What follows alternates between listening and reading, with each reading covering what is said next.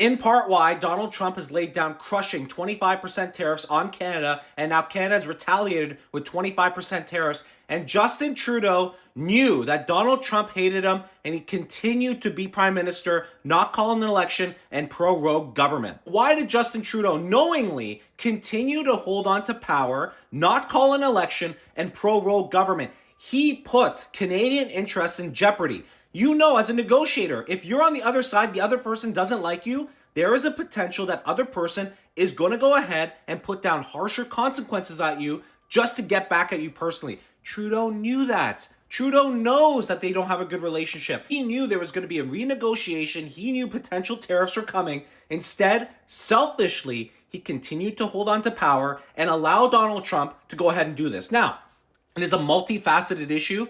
Don't get me wrong. The point that I'm making is he purposely put Canada in a position of weakness because of his feud with Donald Trump when he could have had somebody else negotiate in our best interest to a better degree. That's why I'm calling this out. That's why Mario's called it out, and I completely agree with him. Trump hates Trudeau, and now he's digging it, and it's going to affect all Canadians. And now we are faced with 25% crushing tariffs that is going to throw our economy in a complete deep recession. If we weren't already in one, now we are in the middle of the deep end. Yes, immediately following Trump tariff announcement, the value of both the Canadian dollar and Mexico peso are in free fall. Don't mess with the United States of America. When you take a look at this, you can clearly see how it is going down. It is not even up to 24 hours that this announcement came, and what I'm observing is totally different. I don't know why Canada took up a decision rating soldiers like they are ready. Watching this other guy today, he had something to say. Do you believe that tit-for-tat tariffs with the United States could lead to a trade war that Canada cannot win? I believe we're already in a trade war, and I believe no one will win. I think both countries will lose. And that's my message to our American friends. Why? Why would you want both of our countries to lose a trade war when we have the most successful trading, security, and geographical relationship that any two countries have ever had in the history of the world? Why would you want us to lose, both of us? Because that's what's going to happen. This will make America poorer, weaker, and less safe. Will Canada lose? Of course. We're both going to lose. So let's stop losing on both sides of the border. Let's hammer out our differences and actually trade more. That would be a winning solution to all of this, and that is the message that I will bring as we put Canada first. There is something he said here. Even if you believe in tariffs, how is it possible to put a 25% tariff on Canada and only a 10% tariff on China? In what strategic mindset does that make sense? That is a question he asked. When I look through social media, the kind of responses, people pouring on this video, at the end, we are going to find out what exactly is going on. So just hours ago, Trump said on Truth Social he believed Canada would, quote, cease to exist as a viable country, unquote, without the U.S., and hinted again that he won't end the tariffs until we become the 51st state.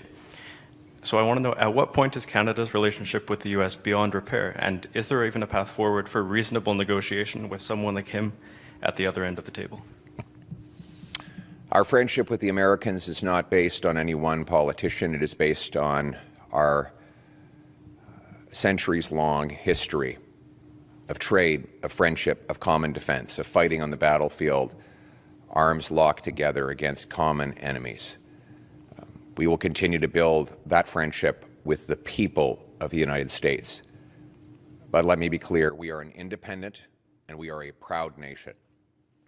And we will come through this an independent and a proud sovereign nation. We will not back down. We will not cease. We will continue to march forward as proud Canadians. Thank you. You mentioned the economic jeopardy for American refinery workers in your remarks. Is Canada's negotiating position today still weakened without the prospect of restrictions or export taxes on its biggest export by far, energy and crude oil? Well, I think the reason that Justin Trudeau has refused to answer that question, and the reason why numerous Quebec leaders have, surprisingly, to some might be surprised to learn, have come out against it, is because it's not clear how Western oil would actually make it to Quebec, given that the oil we transport from Western Canada to Quebec goes through the United States, goes down into the States through lines 5 and 9 and back up to Quebec. Of course, Eastern Canada has to import a lot of Eastern American oil because we don't have a transnational pipeline. Furthermore, we don't export any of our natural gas to any country other than the United States because the government here has blocked LNG export plants. So the question then becomes, where else would we export our oil and gas? And I think we're all starting to realize just how absolutely reckless it was for Mr. Carney, Ms. Freeland, Mr. Trudeau to block pipelines and other resource projects that would have made us less reliant on the United States. And so all of these suggestions of blocking Canadian energy exports have to be followed up with a question: where else would you sell our resources? Yeah, right, but we have nowhere else to sell it. So that is the question that, these are the questions that have to be answered. So far, the Prime Minister has said that he does not want to divide the country by attacking one industry in one region against the other, and I actually commend him for those remarks, and I agree with him on that. Yes, I don't know if by now these people don't know Trump. What exactly? I don't get it. When you take a look at this tweet, we pay hundreds of billions of dollars to subsidize Canada. Why? There is no reason.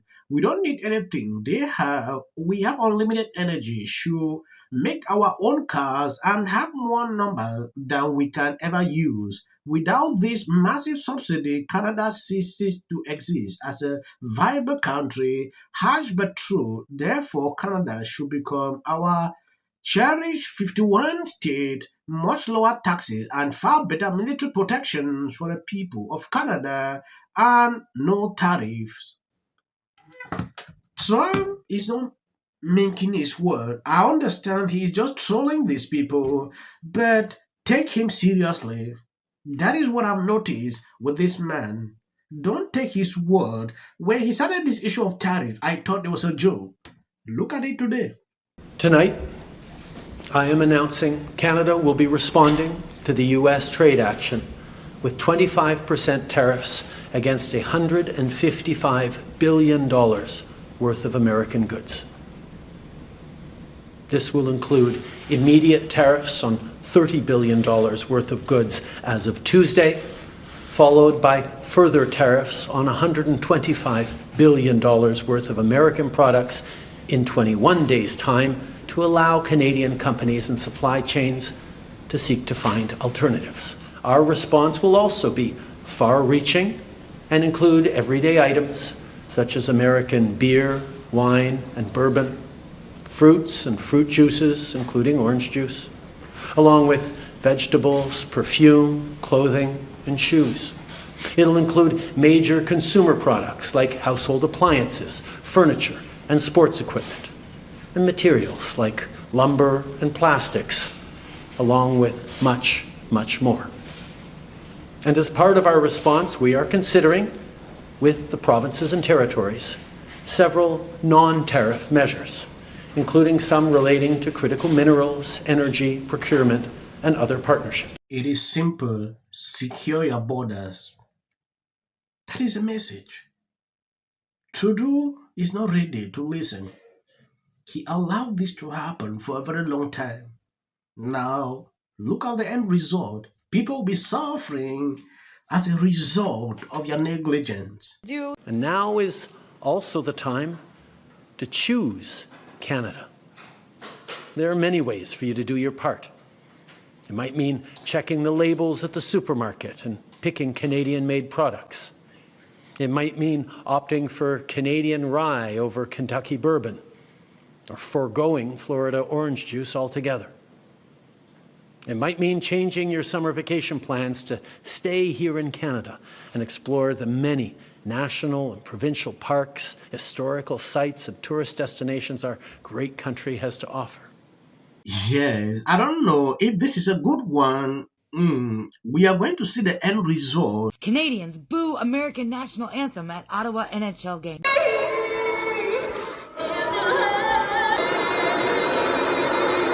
Said a statement several weeks ago continues. The president will be implementing 25% tariffs on Mexico, 25% tariffs on Canada. As President Trump stated yesterday, he is still committed. Thank you guys for always being there, sharing out my videos. God bless you abundantly. I put clips at the end. That is for the algorithm. You can end here. I'll be glad. And please remember to always share out the videos. God bless you.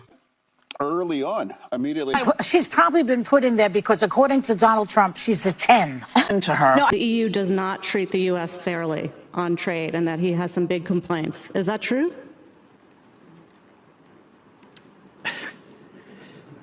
Right? And it doesn't mean that we should sit and pretend that it's suddenly okay, that this new presidency is just going to keep on keeping on. That is not the case. And because, final point for me, a year and a half is because... This is the United States. You're talking about a man who didn't become the president of the United States because of merit.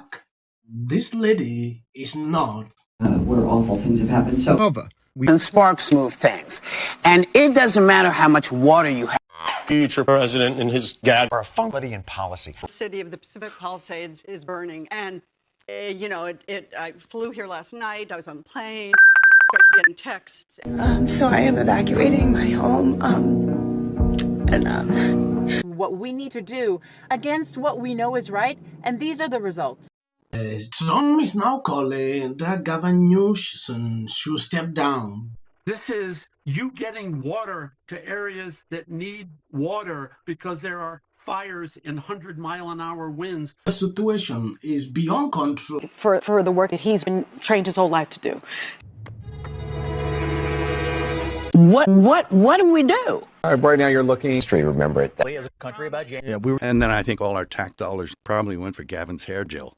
I don't know, but it's like, it's sad. I want to be, Jim Jordan. In the 5 tenants of Palisades Village right here. This is the town center of sorts. And he did this little dance. Josh Green, the governor of down in Hawaii. And then we watch the news or talk to my friends.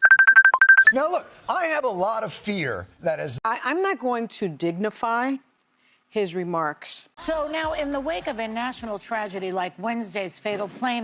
For the past 20 plus years, most people live in this country live paycheck to paycheck. Some of them are in more debt today